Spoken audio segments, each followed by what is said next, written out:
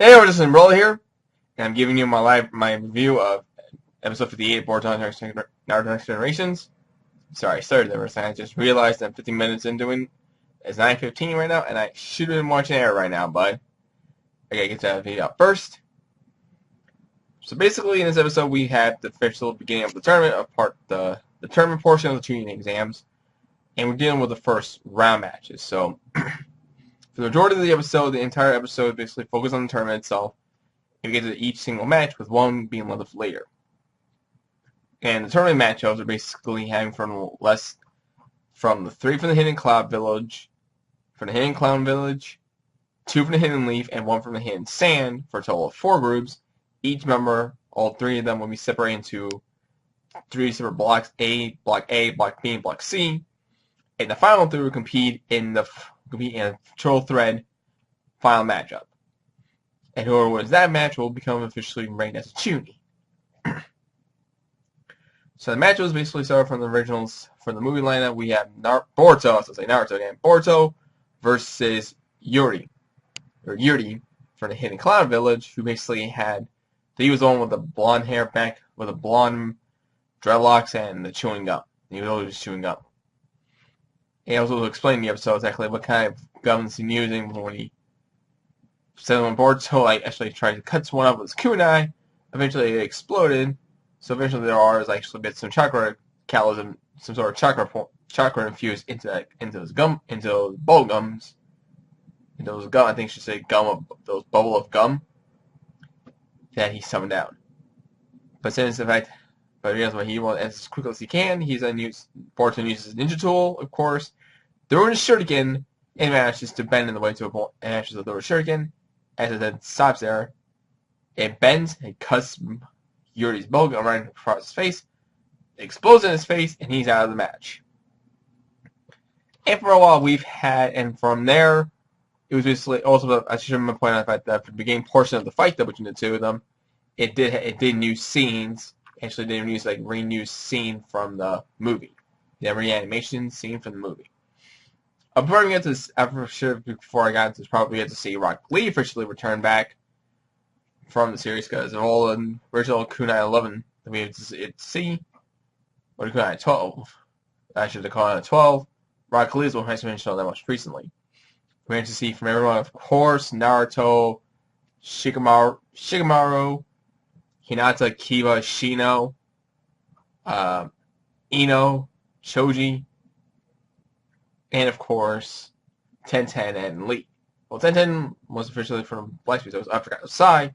Technically Sai wasn't considered part of the Kunai 12 by the time he got into the series. At least officially just yet. At least I think official. Until he married Ino or some point. And Sasuke was also Sasuke, but Lee was the only one person who was left who hasn't shown up yet. Especially to see him that he's someone who's partnering third party's name because it makes sense. Basically the best taijutsu user in the entire of the Kunai 12 and the Village respectively. Now, of course, well, compared to Naruto, saying he's not the best ninja, but in terms of taijutsu, he outranks Naruto in many ways. So it makes sense for having Lee to proctor the third part of the exam. While Tenten focused on the first 2, while Sai did the first part, while Tenten had the second part, Lee did part 3. And after Boruto takes out Yuri, we move on to the second match, which I think the second match was Shigeda and Yodo. If you're Shigeda's name, the girl's name, and Hidden Sand Village and Hidden Sand Siblings, it's Yodo. And basically, her name associated with one of the blonde bangs over her eyes, over her face, and had headphones and had a hood on and earphones. And basically, it was kind of like a split. Ino and the stance was kind of pointing out this is maybe a bit of a split match because one, Shigeda is her son, and Yodo's from Hidden Sand Village is basically her hometown. So she probably makes feelings, but she's showed everyone's clear that she wants Shigeda to win and not to lose too badly. Or at least in this case, do what Shikamaru did, not to repeat what his dad did during another time in the training exams when Shikamaru fought against Tamari in the training exams. Thankfully, that didn't happen, but eventually we're going to see that again happen possibly in the next episode. I'll get to that in a bit. So the match basically started off, we have Shigeda during his separate position trying to catch Yodo in it, but Apparently, she wasn't. Apparently, kept dodging all the shadows, even though they were moving pretty fastly. Even for the fact that most people were able to catch it.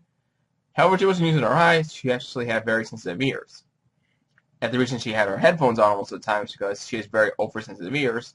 So, if like she were to like take the headphones off with the hood down, she has like so many sounds from all over from multiple directions that kind of like cause her. I think it's kind of like two circulation exactly why she always have the hood on and the headphones on. But as it turns, but I'm thinking if she has to take it on for a period of time, seeing there's so many sounds going on around her all the time, I'm guessing her oversensitive ears might catch so many noises and might cause her ears to get in pain for a bit. And as you see, was actually what makes Yodo a ninja. Basically, she has like when she took the hood down, she has very long hair. But instead of doing taijutsu related, she introduces her hair to whip the air, and cause sound waves, piercing sound waves that almost like scratch the eardrums. So basically, Yodo was basically kind of like, excuse me.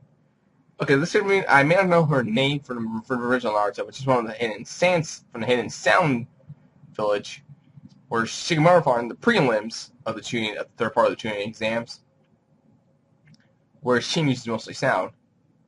So basically having her hair being, her hair to make the sound waves kind of feels like being a small bit of a homage to the character, but she was never part of the Hidden Sound Village, she was part of the Hidden Sound Village. Even though I'm talking about good points, though, points I need for those who watch the original Naruto, I'm pretty sure most people kind of forgot about the Hidden Sound ninja from the original part of the series. So then, and of course, eventually it turns out you get one diversion. Shikamaru gets to get a diversion. He manages to catch her by deliberately blowing paper bombs around him. Though he's covered in bruises and his part, like his shirt is all cut up. He manages to catch Yodo in submission with a shadow possession, points a kunai in front of her face, and tells her to give up. And she does. So basically, that's how Shikamaru won his match in the movie. Moving on, we have, I think it was Sarada versus Toru. I may forget the other guy, I think, for the Hidden Cloud Village. Before the match even began, she boldly claimed the finish was going to end this in 3 seconds. And she got it down. The match just started. The match started about like a clash, but apparently, I was going to say Shikada. Sarada comes in, manages to punch her in the face. Okay, it turns out it was a girl. And so sends her flying to a wall for the win. And loaded up for 3 seconds, and that was it. But instead in the movie, now the episode kind of takes a different for the movie. Originally in the movie, when Sakura sees Sarada win the match, she probably proclaims, "Yes, that's my girl!" And hearing that, she was like, "Oh, Mom, like, really?" But the face is like, "Oh, really, Mom?" But no, instead, both Sarada and Sakura both yell like their verbal tick, "Shanana! Shanana! Ja!" in subtitles. Point of victory, and both for Sakura and Sai were mostly appreciating for that Sarada won, and that Sarada won the match. Both on Sarada thought that she won. It left her promise for 3 seconds, and so far there was a bit of a small run with the fact that all the Hidden Leaf Village had 3 straight wins against the other villages. Then we move on to Nojin versus the other guy from the Hidden Sandwich, whose name is Toko. I may have forgotten his name, but he's the one with the mask on, and basically with not a sword, but like basically a bit of a baton or like a very long stick, or to say a bow in this case. He's also the strong silent type of the Hidden Sand siblings. So apparently, Inosha does his Super Beast scrolls, tries to get the diversions on whatnot. But this guy manages to deflect all of them, not no reaction whatsoever. Goes up close, swings, Inosha loses. Even though Inosha won the fact that he's with a 4 straight win, he kind of underestimates exactly what this guy from the Hidden Sand Village can do. But I'm pretty sure that Yodo and this guy are nothing compared to Shiki, which I'll get to Shiki's match in a bit. Because there's one more match that was basically Miski's match against one of the Hidden Cloud Village. And his thing was the fact that he's this one with the rope around his neck and has like a giant shuriken in his back. Which I think he hardly ever uses the entire part of the movie, in this movie recap.